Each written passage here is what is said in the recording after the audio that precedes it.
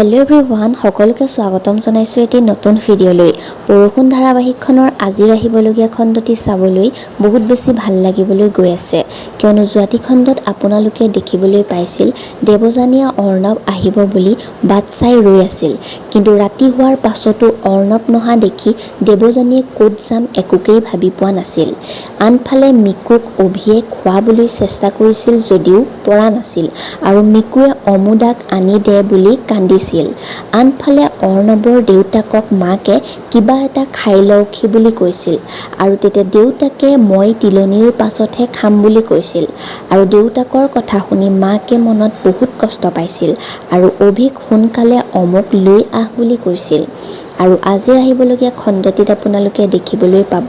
অভি অৰ্ণৱৰ ওচৰলৈ যাব আৰু পুলিচজনে অৰ্ণৱৰ ওপৰত ৰেপ কেছ ফাইল কৰা হৈছে বুলি কোৱাত অভি আচৰিত হৈ পৰিব আৰু আজি অৰ্ণৱৰ ওচৰলৈ ৰিয়া আৰু মাক আহিব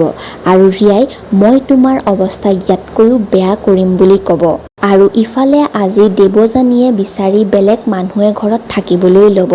এতিয়া বাৰু অৰ্ণৱ আৰু দেৱযানীৰ জীৱনলৈ কি নতুনকৈ ঘটনা আহিবলৈ গৈ আছে বাৰু এই সকলোবিলাক আপোনালোকে জানিব পাৰিব